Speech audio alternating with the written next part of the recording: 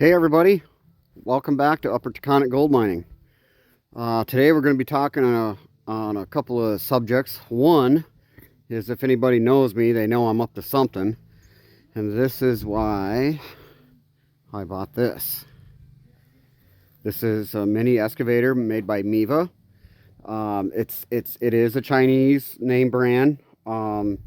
They do make them in different makes. There's AGT, all kinds of, they got all kinds of weird names on them, but you know, if you're going to stick with the machine, you kind of want the better ones of what they make, because they do make them pretty darn chintzy.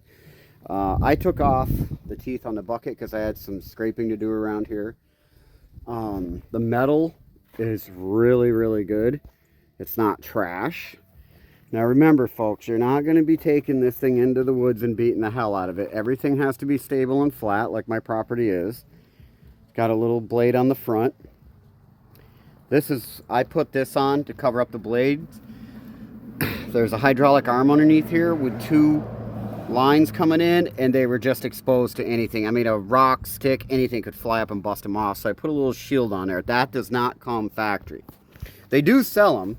The next one I'm going to do is right here on the front barrel, picking up the boom, because they had this turned around, so the hoses, these connections were right out here. I mean, anything slides back, swings back, boom, right into it.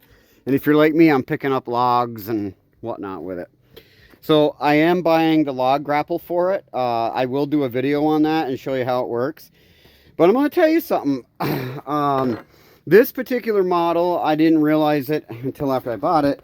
It did not come with the counterweight in here. Now, I left this off, so I wanted to show people what I've done to mod it. One of the mods right off the bat you're going to want to do is extend this exhaust port. This exhaust port is cut right off here, and there's threaded bolts there so you can get a nipple and put it on there or do whatever you wanted to do. But what I figured I'd do is I welded this onto the muffler, this flange, and then I went with just a standard hot dog muffler, and that really calms down the noise. I don't run this on very high. I run it on probably a quarter throttle because that's all you need. I see these guys on YouTube and they're going half throttle and the thing's throwing them around. I've seen guys get hurt with them. It's crazy. Settle down, slow down with these little things, and they will do exactly what they're designed to do, and that's dig. Now, I know they're getting picked on because they are Chinese and yada, yada, yada, but if you have a $50,000 budget, we'll go buy a Kubota or whatever. But these are very budget. They're tiny, 37 inches across. I'll tell you what that bar is here in a second. But I want to show you another mod that I did. Oh, just back on the muffler real quick. Right up here is your seat hole, okay? And all this exhaust goes right up into the cab. Now, this has a full cab on it. A lot of them come without a cab. My wife told me to get a cab, and I'm like, and I hemmed and hawed, but I did, and I cannot believe how right she was. This is another mod you do. Put this into the hydraulic system, and you're going to filter out all the shavings, all the crap that comes out of these things. So this is a must, okay? Now, they do make a cooler as well that I'm going to put into the line over here. Okay, you can see that grate right there. I'm going to swing you right around the excavator. It's right there. That's the grate. Okay, now the upper one, there's an upper and a lower one. One's black, one's yellow. So this one right here, I installed an electric car fan. Okay, now these are 13 horse Briggs & Stratton Liafan engines, whichever comes in the machine. They're both the same. They're overhead valves. They run great. Like I said, you don't have to have this up on half or three-quarter throttle. Get comfortable with, excuse the cars, I'm sorry. Get comfortable with the way that it handles at different range speeds. If you're going to buy one of these and bring it home and think that you're going to just get busy with it, you're wrong. You better be ready to have some mechanical skills, okay? You don't buy one of these if you're not mechanically inclined. I'm going to put you down in here so you can see the fan. See the fan right there? All right, that fan blows in, okay? So it's sucking in, pulling colder air across the engine housing and out the side, which would come out here. And I've stood right here. I felt it. I'll show you with a piece of paper later how this works. And, of course, that's the upper view of the filter. I did have to make a little bracket here, whoop-de-doo, okay? So the seat sits right on here, and there's about that much crack all the way around it, so if you don't extend that exhaust, you're going to be sick. And I'm going to tell you what, it doesn't take long. So another mod that you're going to want to do, depending on what you like for sticks, if you like the old way, the cat way, the backhoe way, the arm swings like this by using this one, but there's another way called the John Deere controls. Okay, so there's cat controls, John Deere controls. So what you got to do to switch these over is you got to count 3 fittings in, okay? And you're going to take these guys off and you're going to swing them over to 3 in on this side, okay? Now some of them may be a little different, but nah, not really. So count 3 in, switch these guys over to here, these guys over to there, and you've got John Deere controls. Just like that. It's that simple. All right. So the ones with the cab on it is unbelievably hard. Most of the videos I see don't have the cab. This is the problem. They put the floor down and it goes underneath this beam right here, okay? There's a floor underneath there. So in order for me to access any of this area, which is extremely important, this is your swing motor, and then you got junctions and 100 hoses coming through here. Okay, so I had to cut this off all the way through with a zip grinder. Okay, and then I had to loosen up the cab and get these parts out of there. So there is a cover that goes over this. It is actually right there. Okay, with this cab on, it almost makes it impossible to get this off and slide it up off. So what we ended up doing is, like I told you, I had to cut here and then make another panel. Or I didn't make the panel, I'm sorry. I used the old one. I just cut away the crap. So, boom, that panel now comes up. You're going to have to do this if you buy the one with the cab. And I'm going to tell you something. I live in Vermont and it's cold. And that little cold streak we had, I was happy I had a cab. Anyways, so that mod is to switch number 3 in, 3 over, boom. But when you count 3 in, that is from 3 small nuts, okay? Because there's the big inlet feed and the outlet is here. So just count 3 little ones in each side, boom, you've switched it over. That's a pretty easy mod. You should do that. I put the switch right here so I can turn the fan on and off when needed. I'll just give you a quick demonstration. So if you're excavating in cold snow or whatever, it's chilly out, you don't really need to run that fan. But when it's hot, like even today, you can kick that on. And what that'll do, hear it? Woo! That is a lot of movement. Okay? And it really, really does a great job on keeping the engine cool and the hydraulics cool. I've ran it,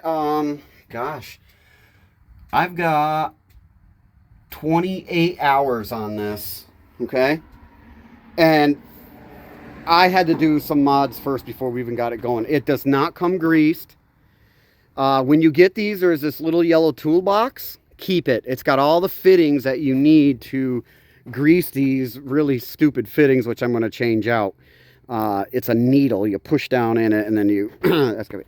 Other than that, you know, for a little Chinese excavator, I'd say it's not built all that bad. Yeah, the guards are definitely a must, and I am going to do another one right here.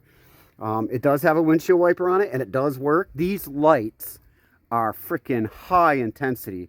They'll light up the whole freaking yard. It's crazy how them work. And then there's another one here on the boom.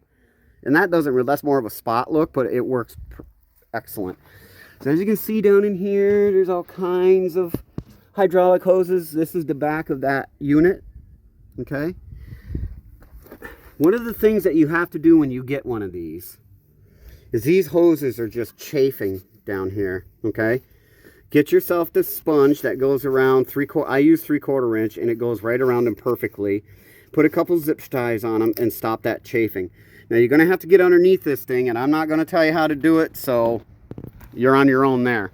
But I got underneath mine. I was able to get way up underneath here, because I'm going to kind of put that thing down here so you can see all these hoses. It's a spaghetti mess, guys. But I've got them weeded out, so everything that comes up from the basin is all locked in. Another thing I want to touch on real quick is everybody's going to see this on the side of their excavator and they're going, what the hell is that? I think this is a fill thing. And it doesn't really say shit in your manual. So then manuals, I mean, you're going to have to do a lot of work on eBay to understand these little buggers. So basically what it is the heat index of Fahrenheit and Celsius, but we're on Fahrenheit. If it's 70 degrees out, you're supposed to have your fluid at 70 degrees. Okay, so that's your height. See the height right here? I'd been running it, so I'm a little hot. So if it's 70 degrees, you fill it to here. And sometimes you got to watch it, because if you ran your machine and changed the oil like I did, and we'll get to that in a second, you may be a little high, but don't worry about it, because while you're running, you'll notice it'll drop down to the ambient air temperature. If it seems to stay there, nope, you got to get it out, because you're kind of overflow, because it goes off the temperature outside. So when the fluid starts to get extremely hot, it's going to rise up and tell you what the temps are. It's kind of cool. All right, let's get back to the oil. The hydraulic oil that was in this is what I got out of it. This was a brand new clean bucket. What is that white stuff? That's water, okay? Or whatever sediments they use in that Chinese piss they put it in. So what we did is we changed the hydraulic fluid. You can do it underneath here. There's a hose that you just uncrack and let it drain. All in all, I am so impressed with this little bugger. I had to do a couple things to it. Okay, whatever. I had to put a fan in it. I am going to put a cooler in it for the hydraulics, but that's not going to happen now. Next thing I want to show you is this bar across the back. Notice how this is a homemade plate. I made this plate, and what this plate does is hold this bar. Okay, and that bar will hold these two rotor motors together. Because if you back up and hit something with this, tunk, tunk, it's going to bend this whole track and everything right over like this. And it's not hard to do. These are hydraulics, very powerful. So it doesn't take much to tap into something and bend it. So you put this bracket, and I put it on there. And and another thing, guys, make sure you lube everything. I don't care if there's one nut sticking out, put anti-seize on it.